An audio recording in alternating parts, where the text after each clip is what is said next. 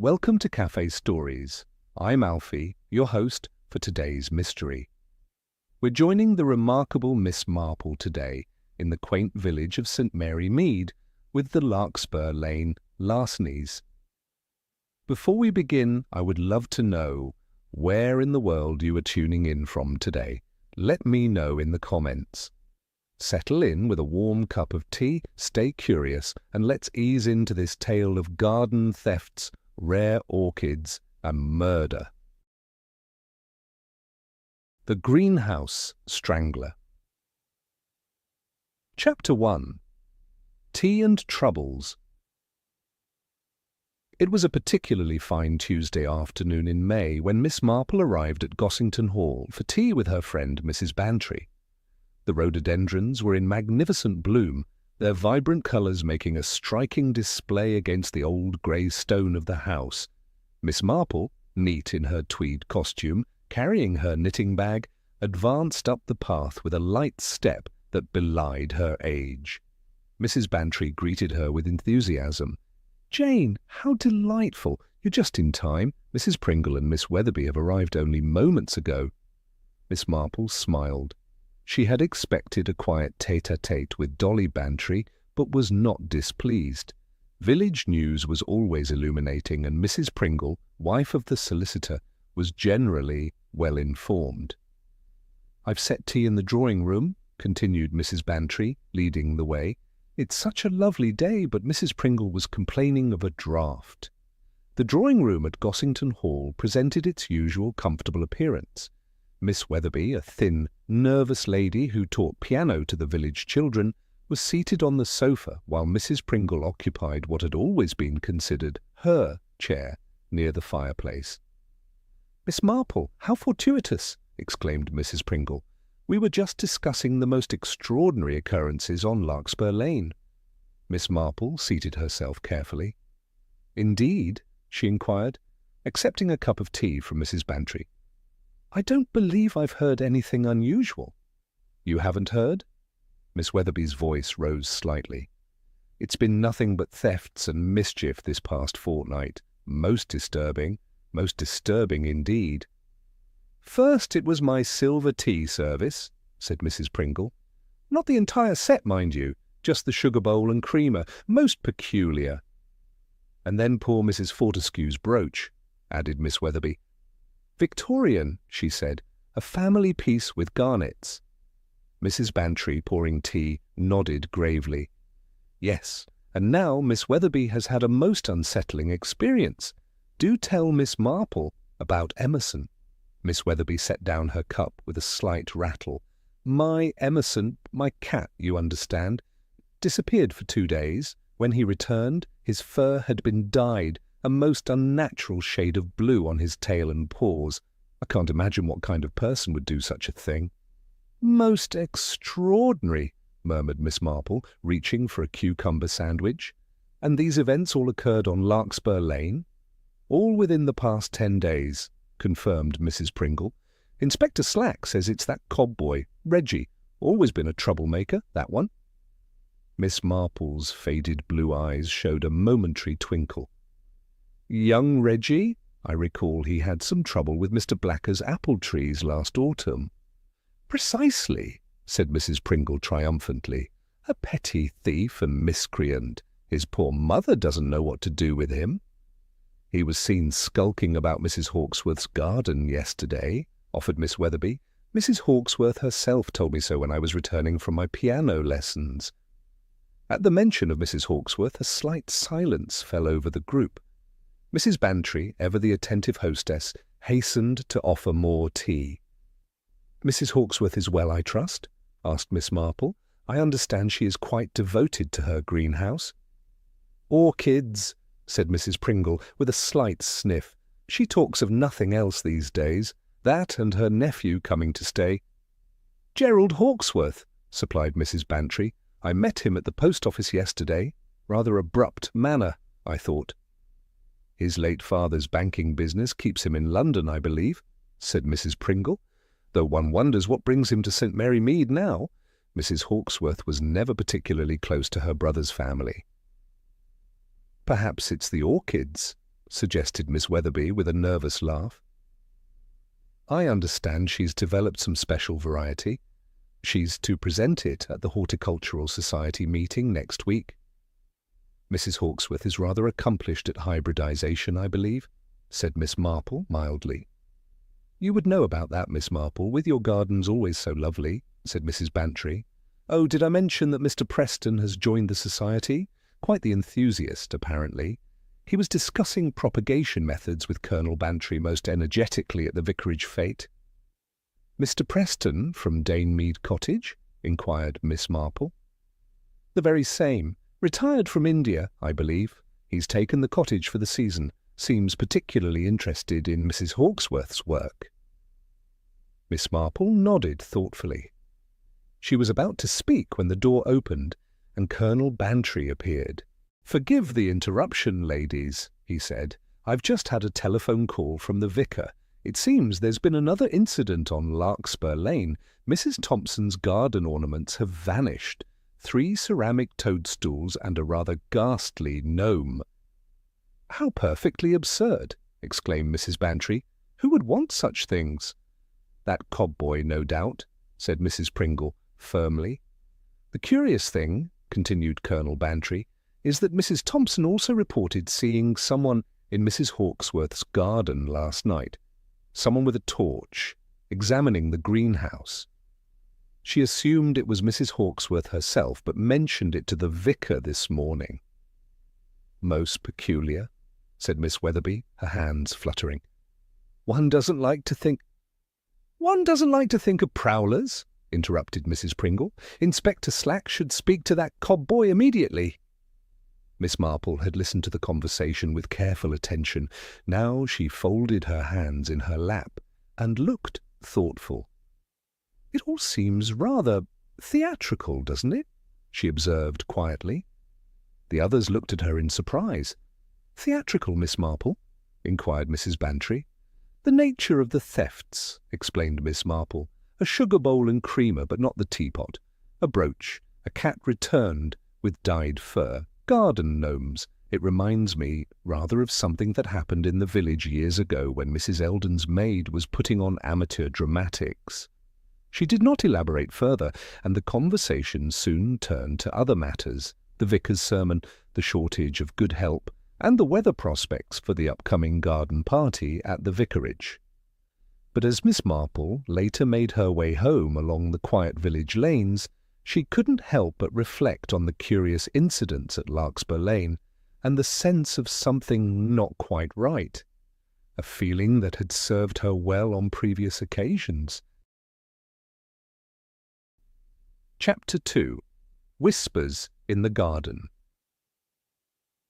The following morning dawned bright and clear, ideal for gardening. Miss Marple, attired in her oldest tweed skirt and a serviceable cardigan, was on her knees tending to her roses. Her hands, thin and wrinkled but surprisingly dexterous, moved with practised efficiency as she pruned away dead growth. "The buff beauty needs tying back," she murmured to herself, "and the Dorothy Perkins is getting quite unruly." Gardening gave Miss Marple time to think, and this morning her thoughts were occupied with the curious events on Larkspur Lane. The seemingly pointless thefts troubled her. There was a pattern there, or rather a lack of pattern that in itself formed a pattern, that reminded her of something, though she couldn't quite place what. The cheerful voice of her help, Cherry Baker, interrupted her reverie. "I've brought you out some tea, Miss Marple. You've been at those roses for nearly 2 hours." "Have I really? How good of you, Cherry." Miss Marple straightened carefully, brushing soil from her gardening gloves. "Any news from the village this morning?" Cherry set the tea tray on the garden table. "Well, Mrs. Elsie at the post office says there's been more trouble on Larkspur Lane. Someone's taken all the garden gnomes from the Thompson place, and—" she lowered her voice conspiratorially. "There's talk that young Reggie Cobb was seen near Mrs. Hawksworth's greenhouse again last night." "Indeed?" Miss Marple accepted the cup of tea. And has Reggie been questioned about these incidents? Inspector Slack had him in yesterday, from what my Ted heard down at the Blue Boar, but they couldn't prove anything. Miss Marple nodded thoughtfully. Her cottage, situated on the edge of the village, afforded her a view of several neighbouring gardens. From where she sat, she could just glimpse the elaborate wrought-iron fence that surrounded Mrs. Hawksworth's property 2 doors down. As she sipped her tea, she noticed movement there, Mrs. Hawksworth herself, in earnest conversation with a younger man. Even from this distance, the conversation appeared heated. The man, who must be Gerald Hawksworth, the nephew, was gesticulating with a sheaf of papers, while Mrs. Hawksworth stood very straight, shaking her head emphatically. After a moment, she turned abruptly and walked back towards her house, leaving Gerald standing by the fence, his expression tight with frustration. "Families," murmured Miss Marple to herself, "so often the source of the deepest complications." Cherry, who had been gathering the pruning tools, looked up. "Beg pardon, miss?" "Nothing of importance, Cherry. I was merely reflecting on family dynamics." After Cherry had gone inside, Miss Marple resumed her gardening, though she found herself glancing occasionally towards Mrs. Hawksworth's property. She had known Arabella Hawksworth for many years, not intimately, for Mrs. Hawksworth kept largely to herself, but with the familiar acquaintance that develops in village life. A widow of considerable means, Mrs. Hawksworth had in recent years become increasingly devoted to her greenhouse and particularly to her orchids. Miss Marple was deadheading her delphiniums when she heard the garden gate open. Looking up, she saw the familiar figure of the vicar approaching down the path. "Good morning, Miss Marple," he called cheerfully. "What a splendid display of roses." "Good morning, Vicar. How kind of you to say so, though I fear the black spot has been troublesome this year." The vicar settled himself on the garden bench. "I was passing and thought I might stop by. There's been quite a bit of excitement in the parish lately." "You're referring to the thefts on Larkspur Lane, I presume?" "Precisely. Most peculiar incidents. And now I understand Mrs. Hawksworth has had some disturbance around her greenhouse." Miss Marple carefully placed a cut stem into her trug. "Nothing taken, I hope?" "No, nothing missing as far as she can tell, but she was quite agitated about it when I spoke with her after morning prayer. She's been working on a new orchid hybrid, quite valuable from what she says. She's to present it at the Horticultural Society meeting next week." "Yes, I had heard something of the sort," said Miss Marple. "Mrs. Hawksworth has always been most accomplished with her orchids." "Indeed? Quite passionate about them?" "Between ourselves." The vicar lowered his voice slightly. "I gather there's been some tension with her nephew over her horticultural expenditures. Young Mr. Hawksworth apparently feels his aunt's spending on her greenhouse is excessive." "How unfortunate," murmured Miss Marple.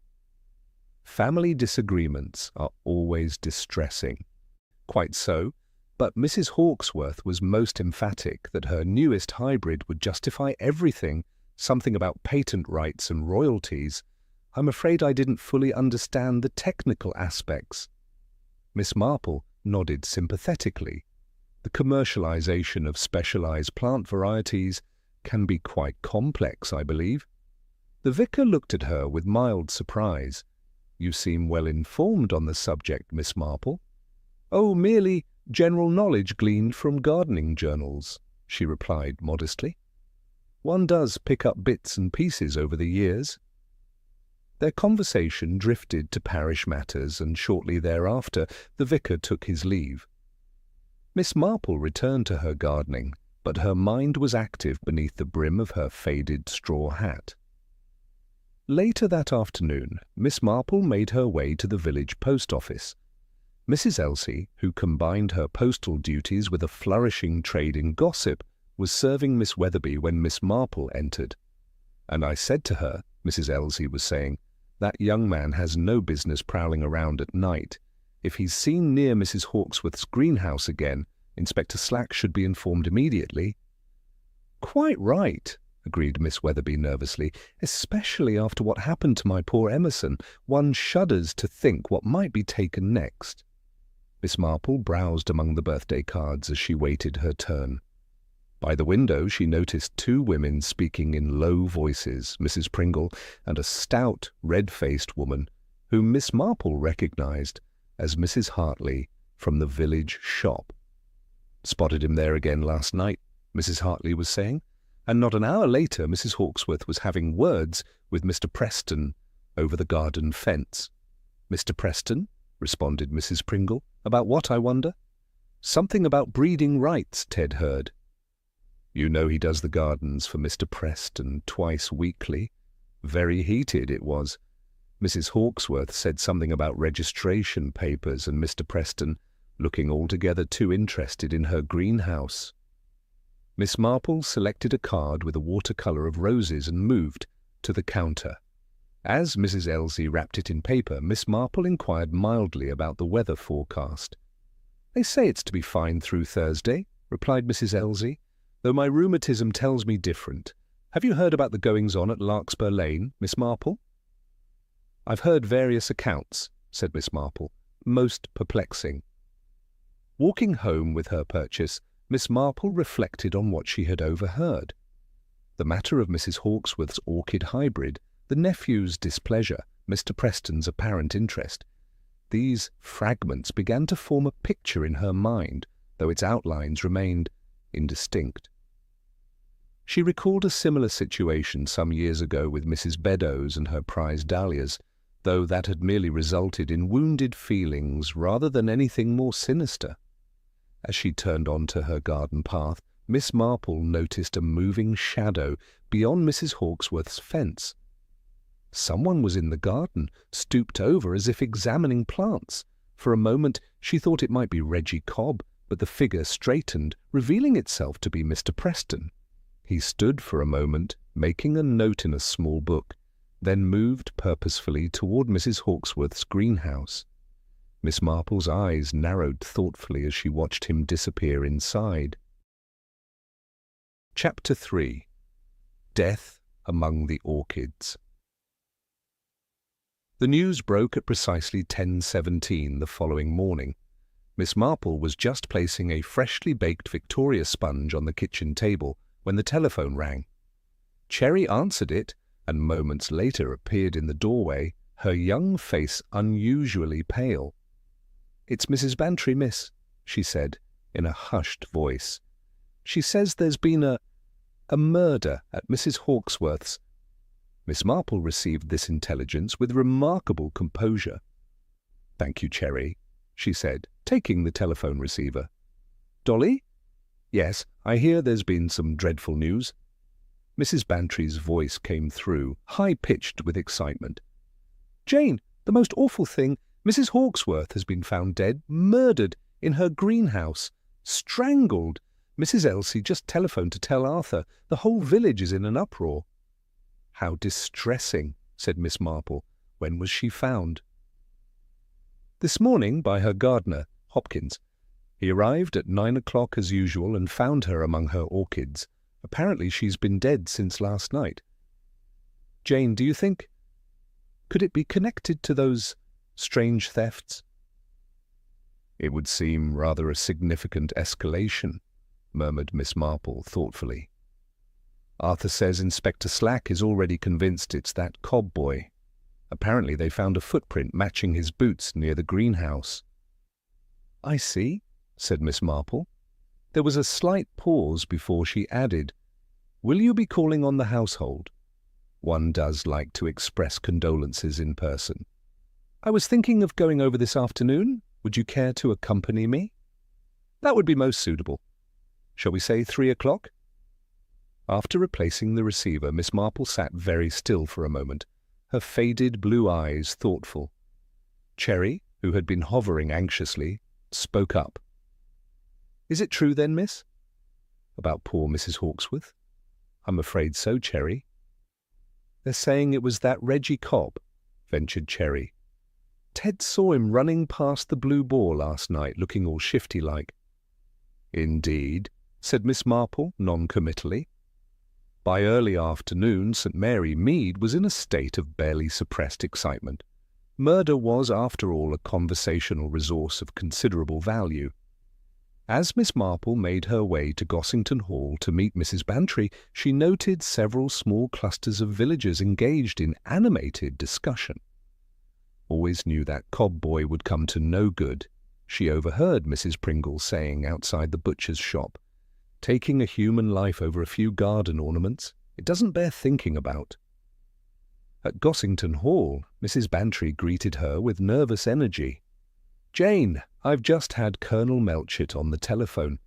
He's joined Inspector Slack at the scene.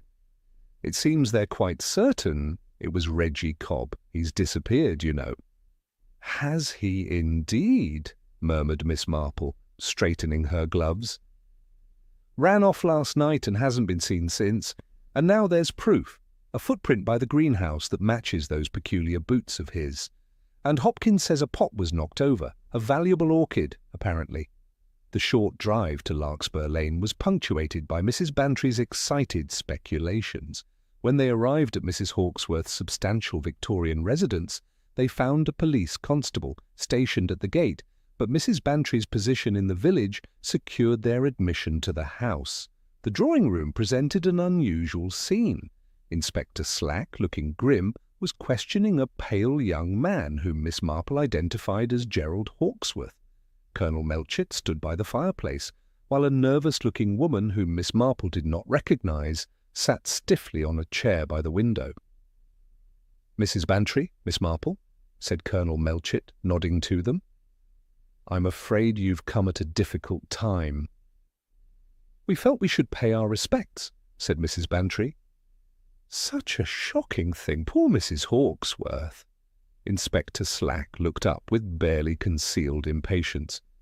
"If you ladies wouldn't mind waiting, we're in the middle of questioning Mr. Hawkesworth." Gerald Hawkesworth ran a hand through his hair. "As I've already explained, Inspector, I left my aunt at approximately 8:30 last evening.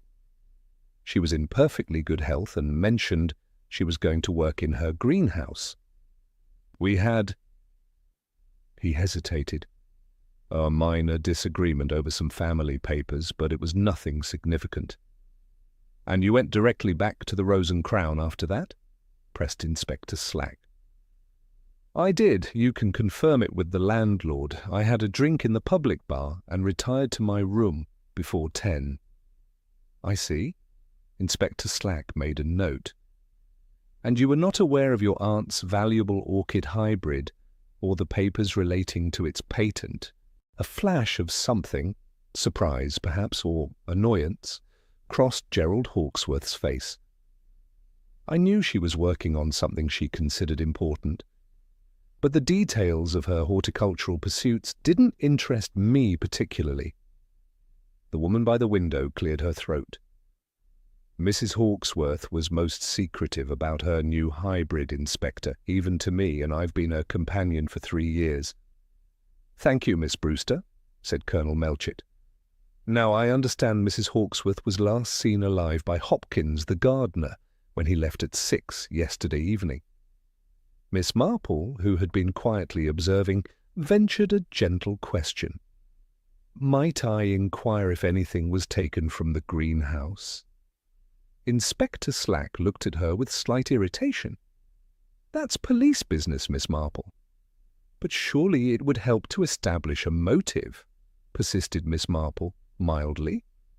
"For instance, were Mrs. Hawkesworth's orchid notes missing?" A slight look of surprise crossed Colonel Melchett's face. "As a matter of fact, they were." "How did you know about those?" "One does hear things in the village," said Miss Marple, vaguely. Mrs. Hawkesworth was known to keep meticulous records of her hybridization experiments. Gerald Hawkesworth frowned. "Are you suggesting someone murdered my aunt for her gardening notes?" "Orchid hybridization can be quite valuable commercially, I believe," said Miss Marple, "particularly if one can secure patent rights." Mrs. Bantry, who had been unusually quiet, suddenly spoke up. "Jane, surely you don't think someone would commit murder over a flower?" "People have killed for far less, Dolly," replied Miss Marple quietly. Inspector Slack cleared his throat. "We're working on the theory that the Cobb boy was caught stealing by Mrs. Hawkesworth and panicked. His boot print was found near the scene and he's been missing since last night." "I see," said Miss Marple. "Was there anything else unusual about the greenhouse? The arrangement of Mrs. Hawkesworth's possessions, perhaps?" Colonel Melchett gave her a curious look. "Her glasses were found on a potting bench, rather oddly placed, and the garden twine used to—" He glanced at Miss Brewster. "Well, it had been cut with unusual precision, not torn or frayed." "How interesting," murmured Miss Marple, almost as if someone familiar with gardening implements had used proper secateurs rather than tearing the twine in haste. Inspector Slack's expression hardened. "We'll be the judge of that, Miss Marple. Now, if you ladies don't mind, we have an investigation to conduct." As they were leaving, they encountered a harried police constable rushing up the garden path. "Inspector," he called, "we've had word of Reggie Cobb. He's been spotted near Danebridge, heading toward the old mill." Inspector Slack immediately barked orders for a search party. In the ensuing commotion, Miss Marple and Mrs. Bantry made their way back to the waiting car. "What do you make of it all, Jane?" asked Mrs. Bantry as they drove away. Miss Marple smoothed her gloves thoughtfully. "I find it most interesting that Mrs. Hawkesworth's orchid notes are missing, and that the murder weapon was cut so precisely." Back at her cottage, Miss Marple sat by her window, watching the shadows lengthen across her garden. Beyond the hydrangeas, she could just see the police activity continuing at Mrs. Hawkesworth's residence. She thought about the precisely cut garden twine, the missing notes, and the peculiarly placed spectacles. Somewhere in the gathering twilight, a manhunt was underway for young Reggie Cobb, while a killer's tracks were being obscured by the very investigation meant to reveal them. Chapter 4. The Reluctant Suspect. The apprehension of Reggie Cobb occurred in a manner that Miss Marple later described as most illuminating. 2 days after Mrs. Hawkesworth's body had been discovered, Reggie was caught in the act of purloining a packet of digestive biscuits from Mr. Patel's grocery shop. He made no attempt to flee, submitting to capture with a resignation that suggested relief rather than remorse. Miss Marple received this news from Cherry, who burst into the morning room where Miss Marple was arranging flowers. "They've caught him, Miss Marple, that Reggie Cobb, stealing biscuits from Mr. Patel's, bold as brass." "Indeed?"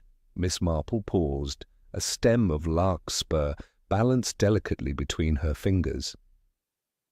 How curious that he should risk capture for something so trivial. "Ted says he looks half-starved, been hiding in the old priory ruins since the night of the murder."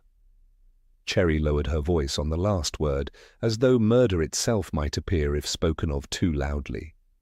"Poor boy," murmured Miss Marple. "He must have been quite desperate." "Poor boy?" Cherry's eyes widened. "But, Miss Marple, he's a murderer." "Is he?" Miss Marple placed the larkspur precisely in her arrangement. "We shall see." Later that morning, having completed her household tasks, Miss Marple donned her best hat and gloves and made her way to the police station. Constable Peters, stationed at the front desk, looked up in surprise. "Miss Marple, what can I do for you this morning?" "Good morning, Constable. I believe I may have dropped my handkerchief yesterday during my constitutional. I was passing quite near where young Reggie Cobb was apprehended, and I wondered if perhaps it had been found."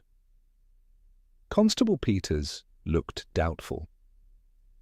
"No handkerchiefs have been handed in, Miss Marple, but I can make a note of it." "That's most kind. I don't suppose—" She hesitated. "I don't suppose I might inquire after young Reggie." Such a shocking business. One can't help but feel concerned for someone who grew up in the village, whatever his misdeeds. The constable's expression softened slightly. "He's being held for questioning about Mrs. Hawkesworth's murder. Inspector Slack is with him now."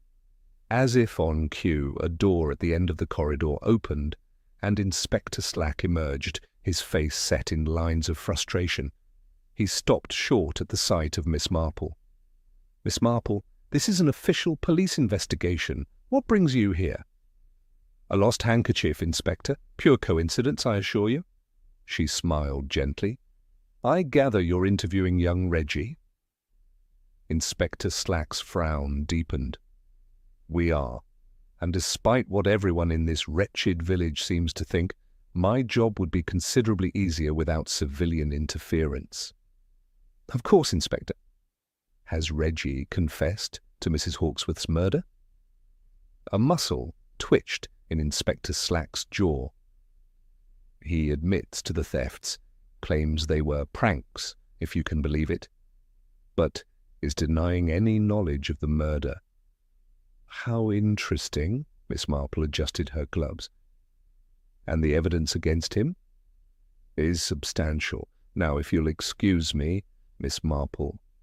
"Just one small matter, Inspector. I wonder if I might have a brief word with Reggie. His mother and I were acquainted through the Women's Institute, and I feel a certain responsibility—" "Absolutely not," interrupted Inspector Slack. "This is a murder investigation, not a social call." "Of course. But sometimes a familiar face. And I did bring him a few biscuits." She produced a small paper bag from her handbag. "Poor boy must be hungry after hiding in the Priory ruins." Inspector Slack looked as though he might refuse outright, but Constable Peters interjected. "Sir, we do need to get that statement from Mrs. Wilkins. Perhaps while you're doing that?" With evident reluctance, Inspector Slack agreed. 5 minutes, Miss Marple, and Constable Peters will be present throughout." The cell where Reggie Cobb was being held was small but clean. Reggie himself, a lanky youth with an unfortunate complexion and a perpetual slouch, sat on the narrow cot, looking up with surprise as Miss Marple entered. "Miss Marple?" His voice cracked slightly. "They don't think you did it too, do they?" Despite the circumstances, Miss Marple couldn't help a small smile. "No, Reggie, I brought you some biscuits." She handed the paper bag to Constable Peters, who inspected it before passing it to Reggie. "Thank you," mumbled Reggie, taking a biscuit with trembling hands. "They all think I killed old Mrs. Hawkesworth, but I didn't. I wouldn't. I only took things for a laugh, like the silver sugar bowl and creamer, Mrs. Fortescue's brooch, Miss Weatherby's cat." Reggie nodded miserably. "And Mrs. Thompson's garden gnomes, but I never hurt anybody. I was going to put everything back. It was just—" He stopped, looking embarrassed. "Just a prank," Miss Marple finished for him. "Like the incident with Tommy Jenkins and the church silver?" Reggie's eyes widened. "You remember that? That was years ago, before the war even." "I remember a great many things, Reggie. Tell me, why did you run away the night Mrs. Hawkesworth died?" "I was going to nick something from her greenhouse," Reggie admitted. "But when I got near, I saw someone already there, inside with a torch. I thought it might be the police looking for me because of the other things, so I scarpered." "I see. And this person in the greenhouse, did you recognize them?" Reggie shook his head. "Too dark. Just saw the light moving around inside." "And at what time was this, approximately?" "Must have been close to 9. The church bells had just gone." Miss Marple nodded thoughtfully. "Thank you, Reggie. You've been most helpful." "Miss Marple," Reggie's voice was urgent now, "I didn't kill her. I wouldn't. You believe me, don't you?" Miss Marple looked at him steadily. "Yes, Reggie, I believe you." Upon returning home, Miss Marple sat at her writing desk and carefully made a list of the stolen items: a silver sugar bowl and creamer, but not the matching teapot, a Victorian brooch, a cat, returned with dyed fur, ceramic garden ornaments. She studied the list for several minutes, then added a note. All items either returned or of relatively little value, theatrical rather than practical. She remembered the Tommy Jenkins affair from years ago, how the boy had been suspected of stealing the church silver, only for it to emerge later that the true culprit was the verger's nephew, who had orchestrated a series of minor thefts to divert attention from his systematic embezzlement of church funds. "A distraction," murmured Miss Marple. "But a distraction from what?" She added another item to her list. Mrs. Hawkesworth's orchid notes missing. She recalled what the vicar had mentioned about Mrs. Hawkesworth's new hybrid being valuable, something about patent rights and royalties. And then there was Mr. Preston's unusual interest in the greenhouse and the strained relationship between Mrs. Hawkesworth and her nephew over her horticultural expenditures. The telephone rang, interrupting her thoughts. It was Mrs. Bantry, full of excitement. "Jane, have you heard? They've charged Reggie Cobb with the theft of Mrs. Fortescue's brooch. But Inspector Slack isn't convinced he murdered Mrs. Hawkesworth after all. Apparently the boot print doesn't match perfectly, and Reggie insists he saw someone in the greenhouse that night." "How very interesting," said Miss Marple. "I had rather come to the same conclusion myself." After speaking with Mrs. Bantry, Miss Marple returned to her list, adding one final note, precisely cut garden twine, secateurs, not haste. She sat back, her faded blue eyes thoughtful, as she contemplated the pattern emerging from these seemingly disconnected facts, a pattern that suggested the thefts on Larkspur Lane were indeed a distraction, but from something far more valuable than silver or brooches, something worth killing for. Chapter 5. Secrets and Specimens. The morning was unusually warm for May as Miss Marple made her way along Larkspur Lane. She had dressed with particular care in her second-best tweed suit and a hat that, while no longer fashionable, was still perfectly presentable. In her gloved hands she carried a small bouquet of flowers from her garden. The constable stationed outside Mrs. Hawkesworth's house recognized her from her previous visit with Mrs. Bantry. "Good morning, Miss Marple," he said politely. "I'm afraid the family isn't receiving visitors at present." "Oh dear," said Miss Marple. "How disappointing. I had hoped to express my condolences in person. And," she added with a touch of wistfulness, "I had so looked forward to seeing poor Mrs. Hawkesworth's garden one last time. We often discussed our horticultural interests, you know. I brought these from my own garden as a small tribute." The constable hesitated, clearly torn between duty and courtesy. "Well, I suppose there's no harm in your leaving the flowers. Mr. Hawkesworth is out at the solicitor's, and Miss Brewster is resting. The garden should be quite empty." "How kind of you," beamed Miss Marple. "I shan't be long." Once past the wrought-iron gate, Miss Marple paused to survey the garden. It was extensive and meticulously maintained, with formal beds, a small rose garden, and at the far end the substantial greenhouse where Mrs. Hawkesworth had met her end. Police tape still cordoned off the greenhouse entrance. Miss Marple was carefully placing her modest bouquet at the base of a particularly fine rhododendron when a voice startled her. "Beautiful specimens, aren't they?" Mrs. Hawkesworth had quite the eye for quality plants. Miss Marple turned to find Mr. Preston standing a few feet away. He was a tall, spare man with the weathered complexion of someone who spent considerable time outdoors. His expression was appropriately solemn, though his eyes moved restlessly over the garden beds. "Mr. Preston, isn't it?" said Miss Marple. Yes, Mrs. Hawkesworth was renowned for her horticultural achievements. "I understand you share her interest in gardening." "Indeed." Preston moved closer, extending his hand. "Horticultural societies were our common ground, though I confess my specialty lies more with tropical specimens than orchids. Such a terrible business, her death. The village will be much poorer without her expertise." You were acquainted with Mrs. Hawksworth's work on orchid hybridization, I believe? Inquired Miss Marple, innocently. A flicker of something caution, perhaps, crossed Preston's face, only in the most general way. She was rather secretive, but her specific projects, understandably so given the commercial implications. Commercial implications? Echoed Miss Marple. Oh, you mean the patent rights? Yes, I believe the vicar mentioned something of the sort. Patents can be quite valuable in the horticultural world, said Preston, his gaze now directed toward the greenhouse.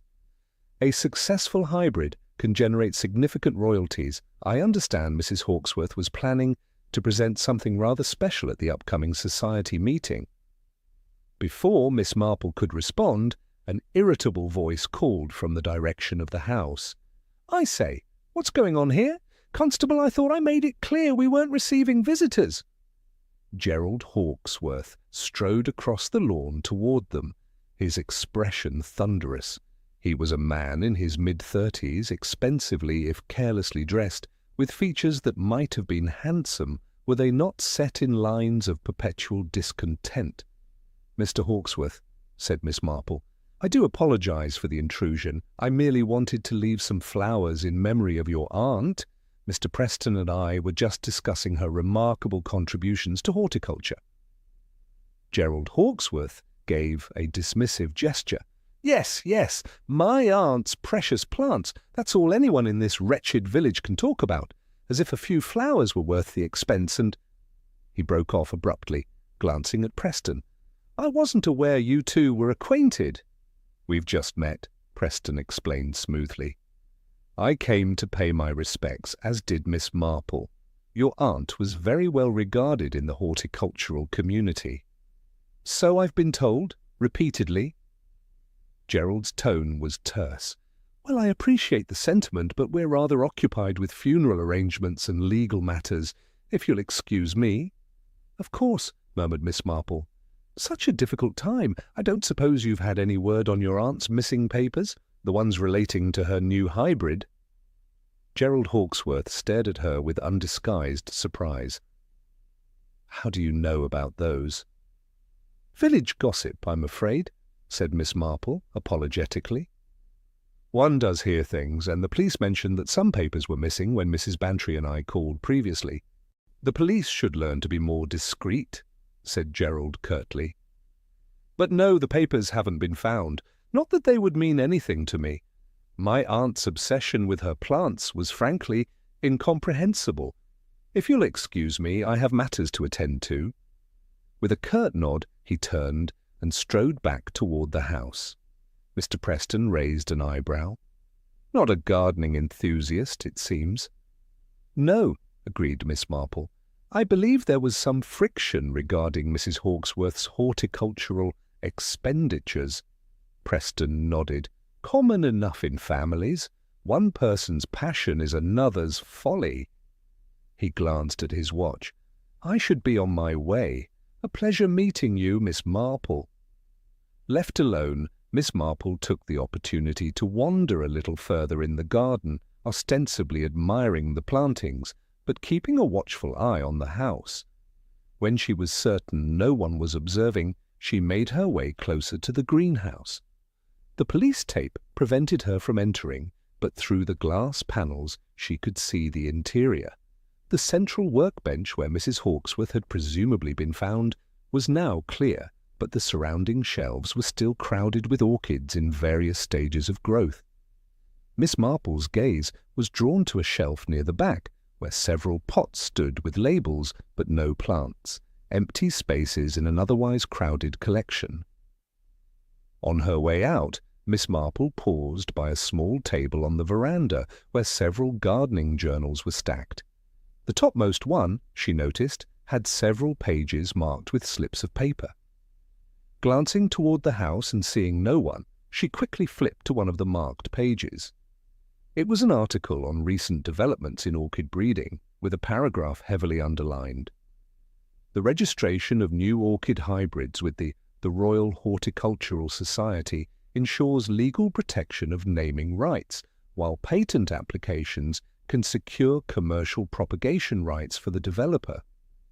With rare orchid hybrids commanding prices upwards of £500 per specimen, the financial implications for successful hybridizers are significant. Miss Marple carefully replaced the journal and made her way to the gate, nodding politely to the constable as she left. Walking home, she considered what she had learned. Gerald Hawkesworth's apparent disdain for his aunt's horticultural pursuits contrasted sharply with Mr. Preston's informed interest. The missing plants from the greenhouse, the marked journal article, the valuable nature of orchid patents, these pieces were beginning to form a pattern that suggested the thefts on Larkspur Lane were indeed a deliberate distraction, orchestrated by someone who understood both the value of Hawkesworth's work and the mechanics of creating a convenient scapegoat. As she turned onto the high street, Miss Marple spotted a notice for the upcoming rare plant auction at the County Horticultural Society. Among the items listed was selection of specialty orchids, breeder's collection. The date was just 5 days away. Miss Marple paused, her thoughtful gaze fixed on the notice. The pieces of the puzzle were connecting in her mind, forming a picture that was still incomplete, but increasingly clear. Someone had killed not just for a plant, but for the right to claim its creation, and in the botanical world, timing was everything. Chapter 6. Village Parallels.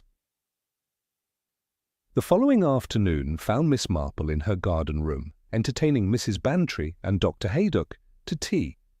Outside, a light rain pattered against the windows, creating a cosy atmosphere within. Cherry had outdone herself with fresh scones, and the conversation had naturally turned to the events on Larkspur Lane. "I saw young Reggie Cobb this morning," remarked Dr. Haydock, helping himself to another scone. "His mother brought him in for a checkup. The boy looks quite worn down by his ordeal." "I'm not surprised," said Miss Marple, pouring more tea. "Being suspected of murder must be terribly distressing, especially for someone so young." "Well, he's not entirely innocent," Mrs. Bantry pointed out. "He did admit to all those peculiar thefts." "Yes," agreed Miss Marple, thoughtfully. "The thefts. They remind me rather of something that happened in the village many years ago. You might remember, Dolly, the summer when Mr. Beddoes was treasurer of the Church Restoration Fund." Mrs. Bantry frowned, trying to recall. "Beddoes! Wasn't there some trouble with the accounts?" "Indeed there was." Miss Marple's needles clicked steadily as she continued to knit. Nearly £200 went missing over the course of 6 months, but what was particularly interesting was the series of small, rather theatrical incidents that occurred during the same period. Dr. Haydock looked intrigued. "What sort of incidents?" "Oh, various unusual thefts and pranks. Mrs. Elkins's cat was painted green. Judge Ponsonby's garden gnomes were rearranged in, well, rather improper positions." Miss Marple coughed delicately. "The hymn numbers at Sunday's service were replaced with racing results. Everyone assumed it was young Tommy Jenkins, who had a reputation for mischief." "And was it?" asked Mrs. Bantry. "Not at all. It was Edward Beddoes, the treasurer's son. He created these diversions to direct attention away from his systematic embezzlement of the restoration funds. By the time the truth came to light, he had disappeared to South America with the money." "You see a parallel with the current situation?" Dr. Haydock asked shrewdly. "One does wonder," said Miss Marple. "The nature of the thefts on Larkspur Lane, a sugar bowl and creamer but not the teapot, a brooch, garden ornaments, a cat with dyed fur. They seem designed to create confusion and establish a pattern of mischief rather than serious crime." "But surely Mrs. Hawkesworth's murder goes beyond mere diversion," objected Mrs. Bantry. "Oh yes," agreed Miss Marple. "The murder suggests something of much greater value was at stake." She set down her knitting and fixed her friends with a serious look. You recall that Mrs. Hawkesworth had developed a new orchid hybrid, one she intended to register and patent?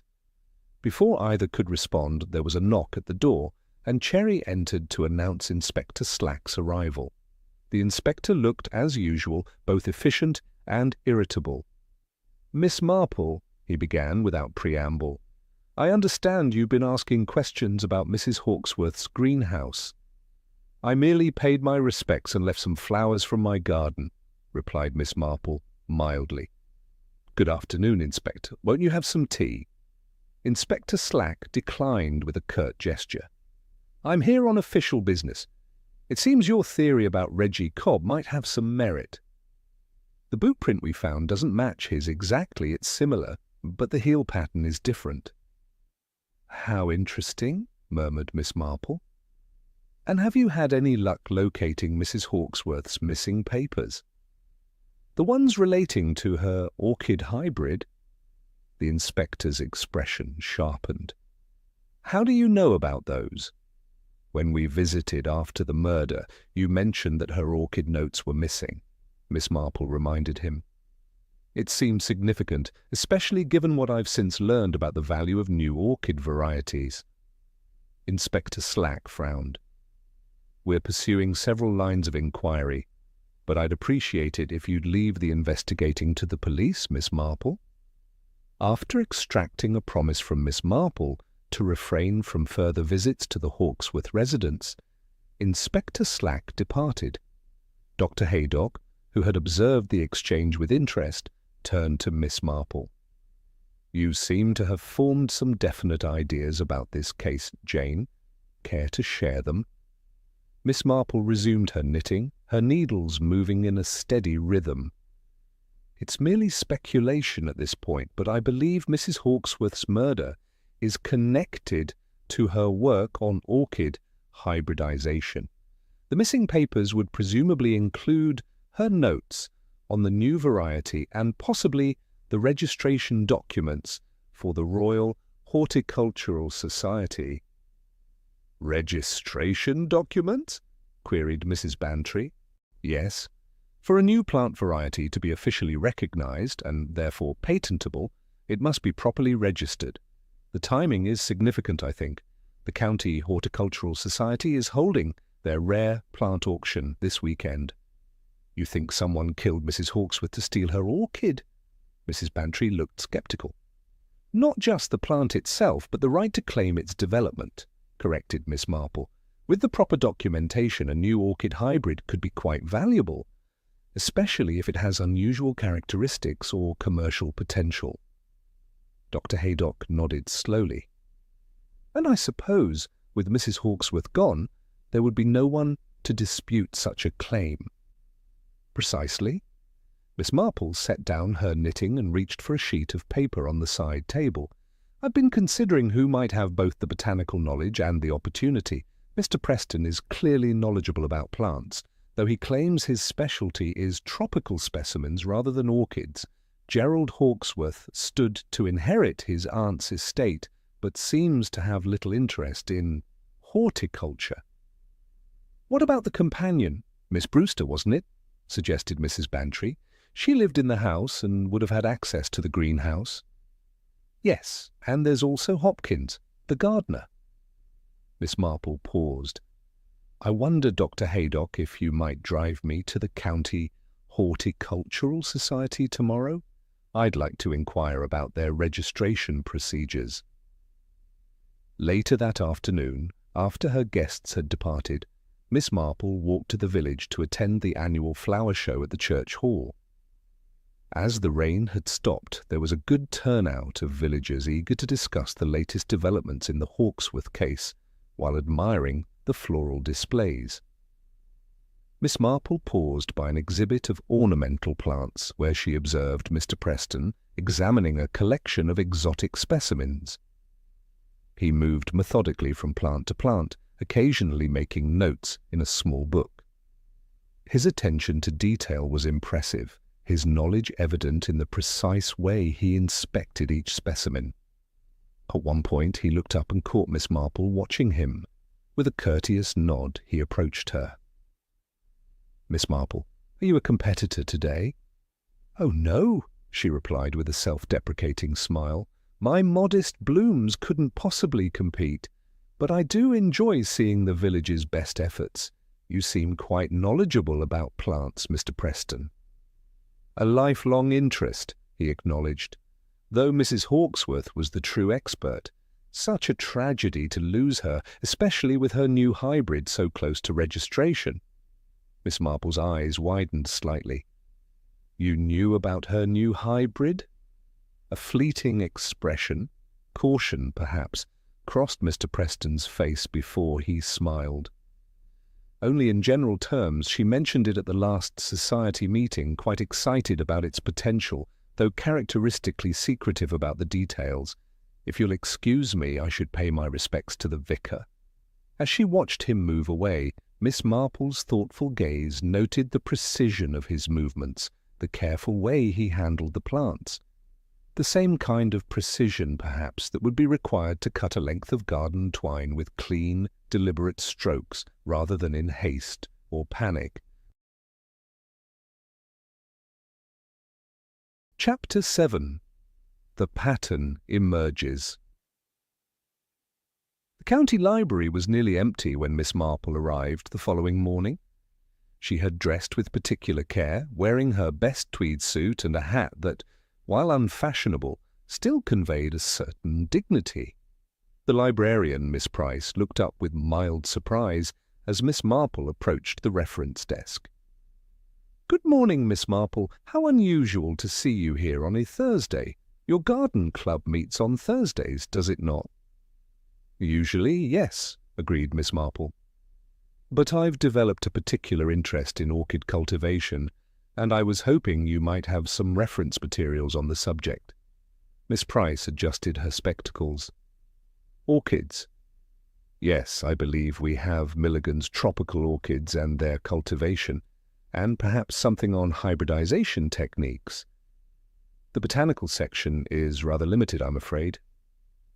"Hybridization is precisely what interests me," said Miss Marple. "And perhaps something on plant patents and registration procedures, for new varieties, you understand."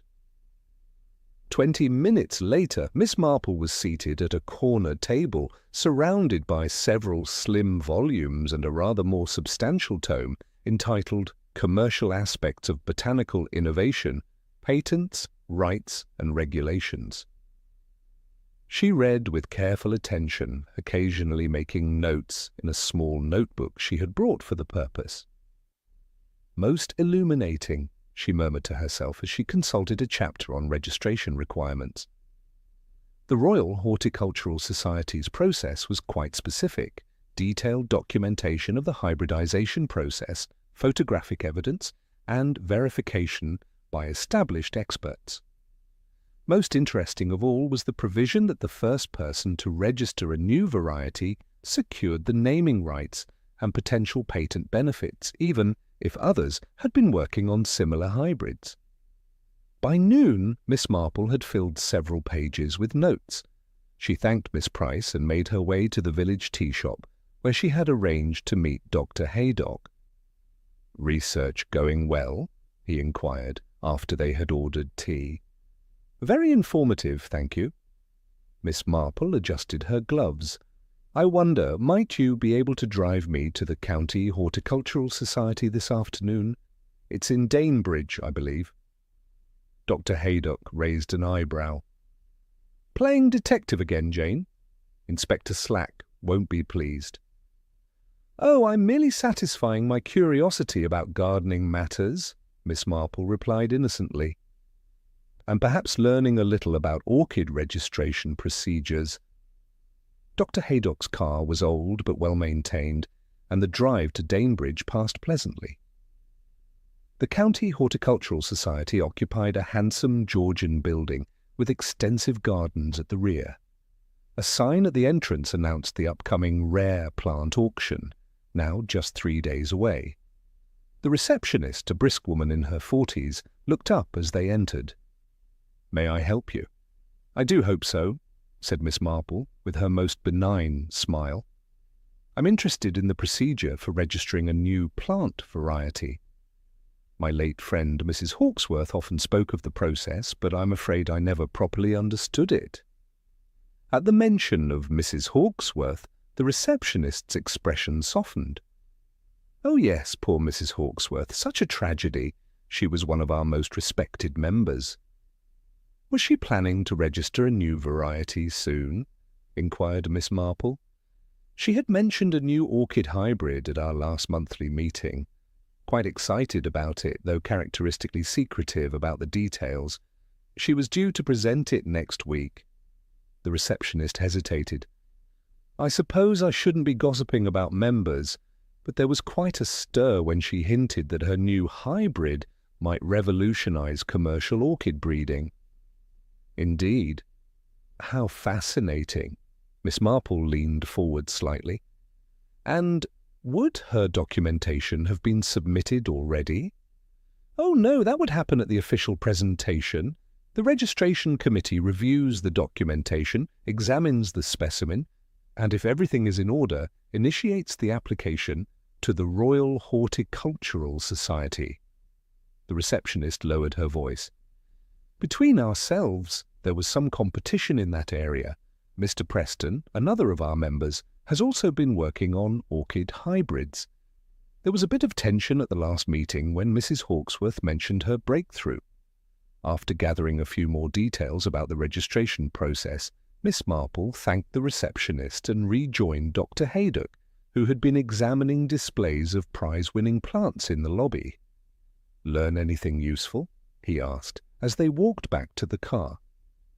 "I believe so," replied Miss Marple thoughtfully. "Most enlightening." Upon their return to St. Mary Mead, Miss Marple found that Mrs. Bantry had left a message asking her to call urgently. When she telephoned, Mrs. Bantry was bubbling with news. "Jane, the most extraordinary development. Ellen, Mrs. Hawkesworth's housekeeper, came to see me this afternoon. She found a garden plan tucked inside one of Mrs. Hawkesworth's horticultural journals and thought it might be important. Inspector Slack had already finished with the house, so she brought it to me." "A garden plan?" Miss Marple's interest quickened. "Of the greenhouse, perhaps?" "Exactly. It shows the precise location of each orchid, with notations and codes that Ellen couldn't decipher. I told her you might be able to make sense of it. She's left it with me if you'd like to see it." "I would indeed. Might I come over tomorrow morning?" "Better yet, I'll bring it to you. I'm planning to call on the vicar's wife at 11, so I could stop by on my way." After replacing the receiver, Miss Marple sat for a moment in thought. Then she went to her desk and began to write several notes. One was to Inspector Slack, requesting his presence at her cottage the following afternoon on a matter pertaining to Mrs. Hawkesworth's murder. Another was to Dr. Haydock, asking him to attend as well. The third was addressed to Mr. Preston, inviting him to tea to discuss matters of mutual horticultural interest. "Cherry," she called, when she had sealed the envelopes, "would you be kind enough to deliver these notes when you go out?" That evening, as twilight softened the garden, Miss Marple received word that valuable orchid specimens had been removed from Mrs. Hawkesworth's greenhouse. The news came via Cherry, who had heard it from her young man, who worked at the police station. "They're saying some of Mrs. Hawkesworth's rarest orchids have vanished," reported Cherry. "Taken right from under the police's noses, even with the greenhouse being off limits. Inspector Slack is in a terrible state." "How very interesting," murmured Miss Marple, her knitting needles moving steadily. "And when was this discovery made?" "Just this afternoon, miss, when they were doing a final inventory of the greenhouse before releasing the scene." After Cherry had gone, Miss Marple went to her telephone and made a call to London. The conversation was brief but appeared to satisfy her, for when she hung up, there was a small, triumphant smile on her face. "Yes," she said to herself, "it all fits together quite neatly now." She returned to her armchair and her knitting, but her mind was busy arranging the facts, like pieces in a complex puzzle, the peculiar thefts designed to establish Reggie Cobb as the village miscreant, The precise cutting of the garden twine, Mrs. Hawkesworth's missing orchid notes, the tension between her and Mr. Preston over hybridization, and now the disappearance of rare specimens from the greenhouse. The pattern was clear to her now, and with it, the identity of the killer. Chapter 8. Truth in Bloom. Miss Marple's cottage presented a picture of genteel hospitality as afternoon sunlight filtered through the curtains of her drawing-room. Cherry had outdone herself with an impressive array of sandwiches, scones and cakes arranged on the best china. Miss Marple herself, neat in her second-best grey dress with a cameo brooch at her throat, was the image of an elderly spinster preparing to entertain guests. "Everything looks lovely, Cherry," she said, adjusting a vase of freshly cut roses. "Do show everyone in as they arrive." The first to appear was Dolly Bantry, carrying a folded paper that Miss Marple recognized as Mrs. Hawkesworth's garden plan. "Jane, I do hope you know what you're doing," Mrs. Bantry said in a hushed voice. "Inspector Slack sounded most put out on the telephone when I spoke to him." "I'm sure he was," replied Miss Marple, serenely. "But I think he'll find this afternoon quite illuminating." Dr. Haydock arrived next, followed by the vicar, who seemed rather bewildered by his inclusion. Gerald Hawkesworth appeared precisely at the appointed time, his expression suggesting he had better things to do. Inspector Slack arrived looking irritable, accompanied by a uniformed constable who stationed himself discreetly by the door. "I trust this isn't a waste of police time, Miss Marple," Inspector Slack began, declining the offer of tea. "We're rather occupied with a murder investigation." "So are we all, Inspector," replied Miss Marple, mildly. "Ah, here is our final guest." Mr. Preston entered, pausing momentarily at the sight of the assembled company before nodding politely. "Miss Marple, this is rather more than the horticultural discussion I was expecting." "Do sit down, Mr. Preston. Tea?" Miss Marple presided over the teapot with calm efficiency. "I thought it might be helpful to discuss certain aspects of Mrs. Hawkesworth's death that have perhaps been overlooked." "I wasn't aware you were conducting a parallel investigation, Miss Marple," said Inspector Slack with barely concealed irritation. "Oh, not an investigation as such, Inspector. Merely observations, drawing on certain parallels from village life." Miss Marple poured tea with a steady hand. "For instance, the curious series of thefts on Larkspur Lane reminded me strongly of something that happened in the village many years ago when a bank clerk created diversions to cover his embezzlement." Gerald Hawkesworth shifted impatiently. "I fail to see what this has to do with my aunt's murder." "Everything, I believe," said Miss Marple. "The thefts were deliberate distractions designed to establish Reggie Cobb as the local miscreant, a convenient scapegoat for a more serious crime." "We've established that Cobb wasn't responsible for the murder," interrupted Inspector Slack. "His boot print didn't match exactly." "No, indeed," Miss Marple nodded. "The killer would have planted that evidence, just as they orchestrated the thefts to appear as random mischief. But there was nothing random about Mrs. Hawkesworth's murder. It was carefully planned by someone who understood the value of what they were stealing, not silver or brooches, but something far more precious." "The orchid hybrid," said Dr. Haydock quietly. "Precisely." Miss Marple set down her teacup. Mrs. Hawkesworth had developed a valuable new orchid variety, one she intended to register and patent. The commercial implications were significant, as I learned during my research at the County Horticultural Society. "You've been interfering in police business," Inspector Slack began, but Miss Marple continued undeterred. "The killer needed both the documentation proving Mrs. Hawkesworth's development of the hybrid and the plants themselves. With Mrs. Hawkesworth gone and the paperwork in their possession, they could register the hybrid as their own creation at the upcoming society meeting." She turned to Mrs. Bantry. "Dolly, might I see that garden plan?" Taking the paper, she studied it for a moment before passing it to Inspector Slack. "You'll notice the coded entries for certain plants in positions 7 through 10 on the third shelf. Those correspond to the missing orchids reported yesterday." Gerald Hawksworth leaned forward. "Are you suggesting someone murdered my aunt for a plant?" "For the rights to a potentially valuable commercial hybrid," corrected Miss Marple. "The registration and patent could be worth thousands of pounds over time." Mr. Preston cleared his throat. "A fascinating theory, Miss Marple, but purely speculative, surely." "Not entirely," said Miss Marple. "You see, I made a telephone call yesterday to the Royal Horticultural Society in London. They confirmed that Mrs. Hawksworth had submitted preliminary documentation for a new orchid hybrid last month, a precautionary measure, they said, though the formal registration was to occur after her presentation next week."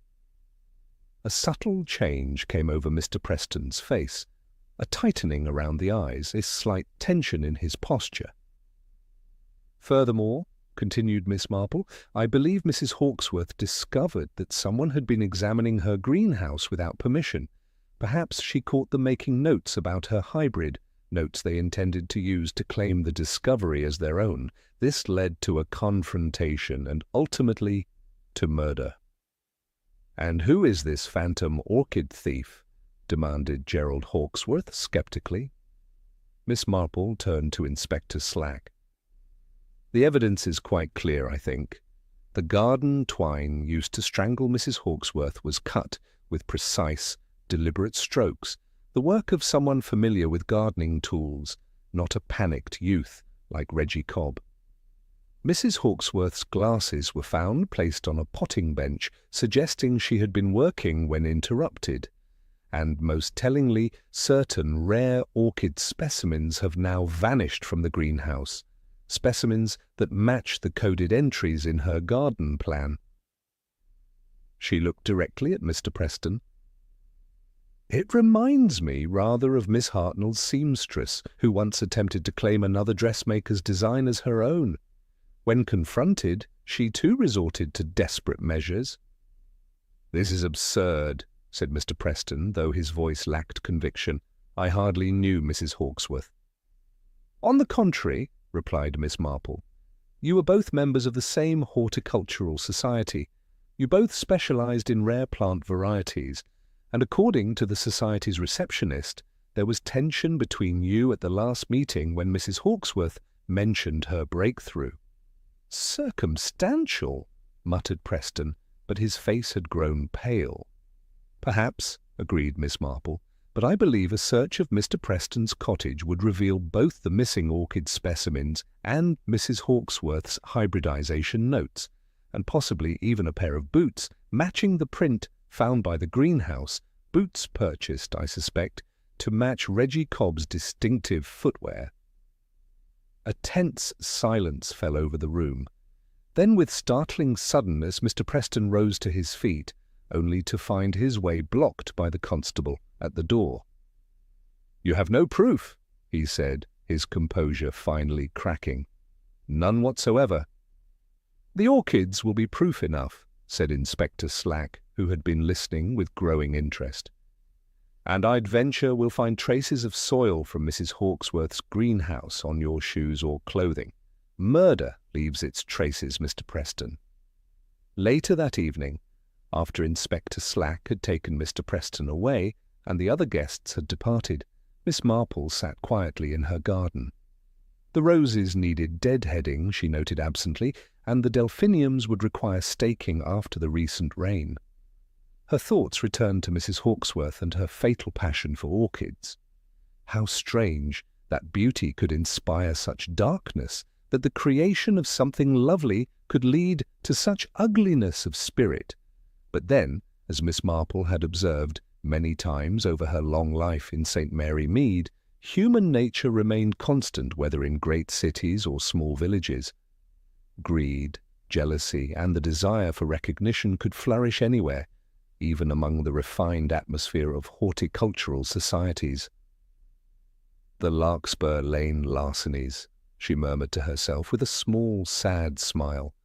A theatrical series of diversions that had nearly succeeded in their purpose. Had Mr. Preston not been so precise in his methods, had he torn the garden twine rather than cutting it cleanly, he might well have escaped detection. As twilight deepened over her beloved garden, Miss Marple reflected that despite all she had seen of human frailty, there remained much to cherish in the world: friendship, kindness, and the simple beauty of flowers blooming exactly as nature intended. Thanks for joining us for today's mystery. Did you suspect Mr. Preston before Miss Marple revealed how he orchestrated the thefts to frame young Reggie Cobb? Let me know your thoughts in the comments. If you enjoyed this adventure with Miss Marple, don't forget to hit subscribe for more mysteries daily. Until next time, remember Miss Marple's wisdom. Human nature is much the same everywhere, and the most carefully planned crimes often unravel through the smallest details, like the precise cutting of a simple piece of garden twine. This is Alfie, signing off from Cafe Stories.